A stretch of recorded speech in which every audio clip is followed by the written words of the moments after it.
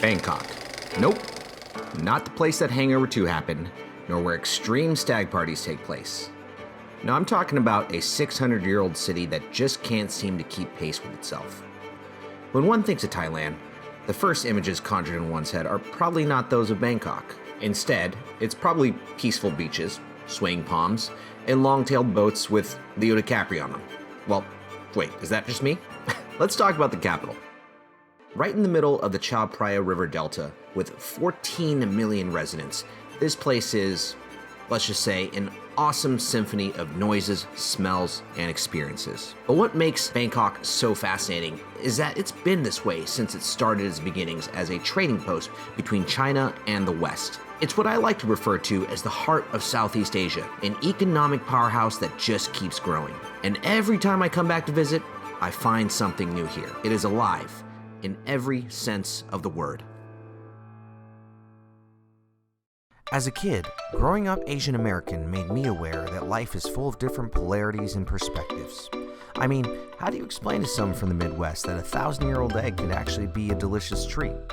It's been quite a journey over the past 15 years, from being a lawyer to working back of house as a chef to developing publicly traded companies. The one thing I've learned through the ups and downs is that life will throw you curveballs, and it's about making the best with what you've got. During my dozen or so career shifts, I've had the pleasure of traveling and working around the world, meeting people from all walks of life. So 60 countries and thousands of experiences later, this show is about opening the doors to food, culture, and lifestyle. I want you to join me as we explore the world on both sides of the coin, whether you're on a budget or you're balling out.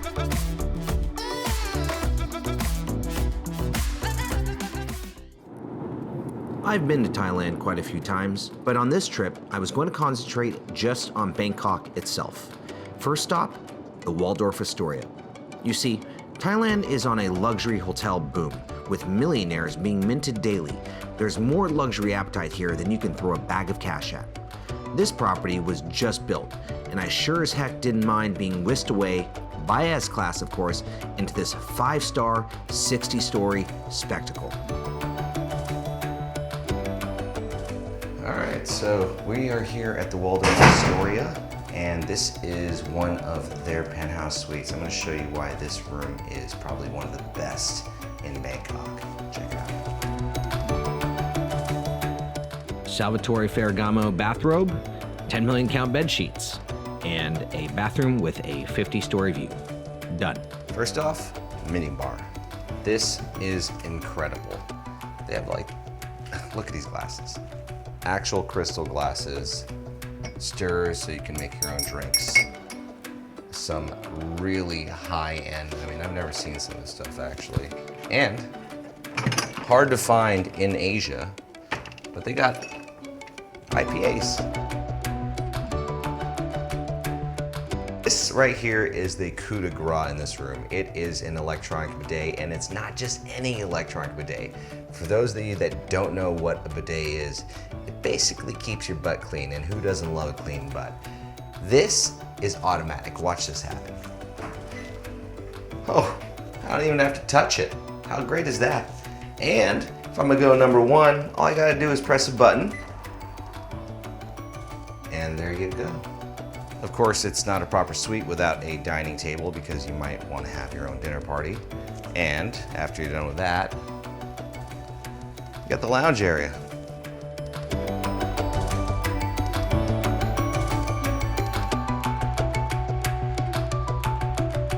Definitely a baller suite. What could be more self-indulgent than a private feast in the Waldorf Astoria penthouse suite?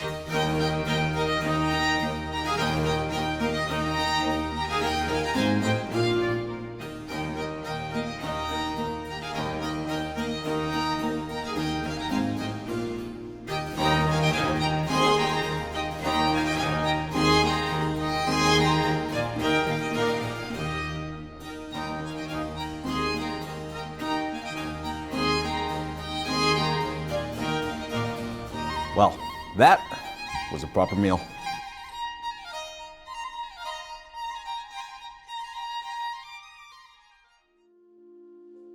After a night of fulfilling every whim and desire my stomach could throw at me, well, I decided to check out the 4-kitchen breakfast buffet at the top of the Waldorf. Yeah, set in a 360-degree pattern, lay before me an entire Eastern kitchen, Western kitchen, a patisserie, and if that wasn't enough, a seafood station. Let's just say I was more than full after this experience. Of course, Bangkok is more than just fancy hotels. One of the most interesting sights are the floating markets. Markets full of food and fresh produce sitting right on the water. All right, so we've made it here to one of Bangkok's famous floating markets.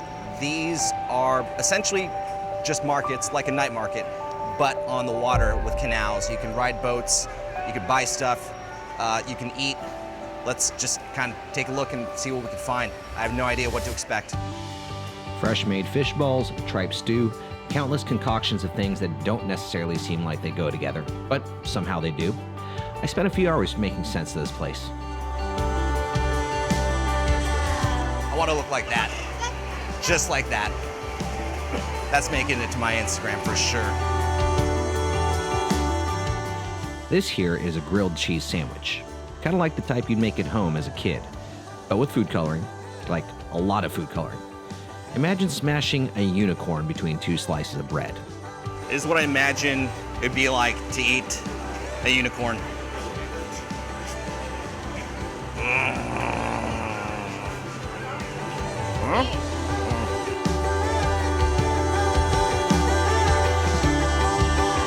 Now, why would I go 5,000 miles to get French fries? Because they're $1, because I can.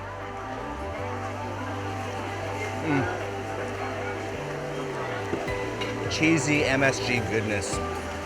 Now you may think this is super touristy, but the truth is people actually live on these boats.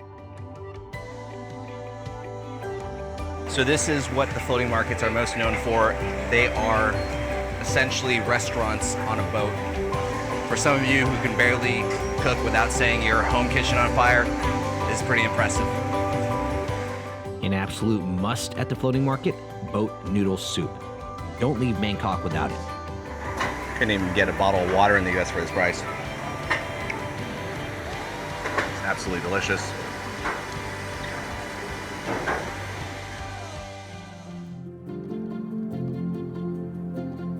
Bangkok has a number of really tall rooftop bars, but the one I decided to go to ball out is on the 56th floor of the Waldorf Astoria.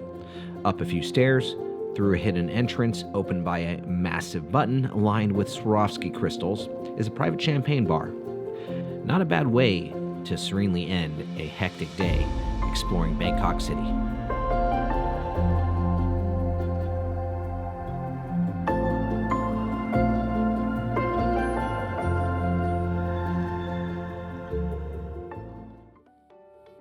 Remember how I said at the beginning of this video that Bangkok is a mesmerizing city of sights and sounds? The night markets here sum all of that up.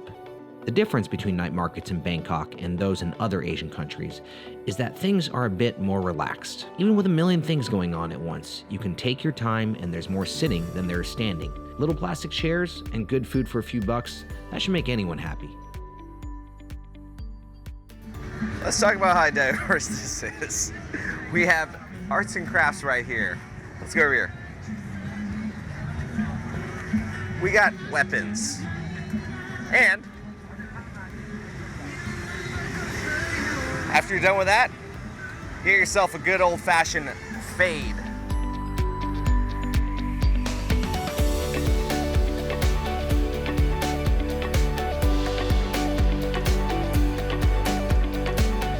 I'm about to buy a legitimate Supreme backpack. How much? I don't know.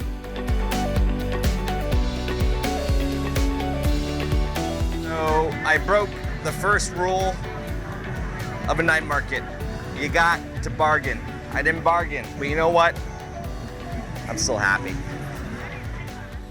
So the legitimacy of it may be a bit questionable, but hey, I was styling. Now, a tuk-tuk is the official transportation vehicle of pretty much all of Southeast Asia. You can get anywhere in the city on a few dollars with these things. And that is budget meets Valor from my tuk-tuk to the Waldorf.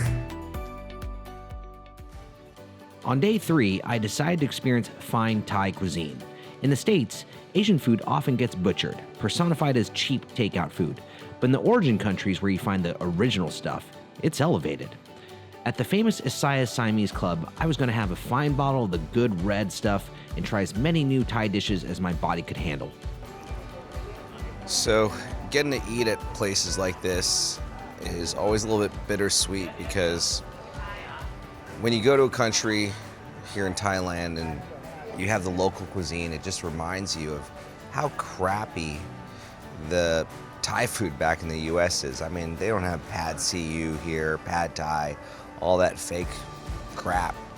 The stuff here is just legit, and it's fresh ingredients, completely different types of dishes. And if you ever get a chance, you want real Thai food, gotta come to Thailand. So this is definitely a budget thing to do, and pretty much I love to do this in every country, is visit the 7-Eleven or the local convenience store. Now, you may think browsing a 7-Eleven is a very mundane waste of time, but you'd be dead wrong. The stuff you find in Asian convenience stores is probably worth a novel. Shrimp rice omelets, squid chips, talk about a conversation starter. For less than $30, I got a massive bottle of Absolute, 3 bags of chips, a few bottles of soda water. Pretty much enough to get any party going. This is definitely a budget place to go.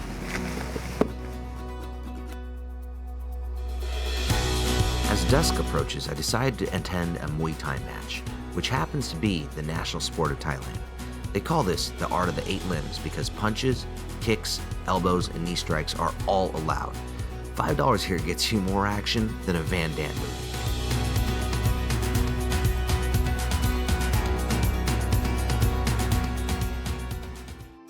Bangkok is the heart of Southeast Asia for so many reasons.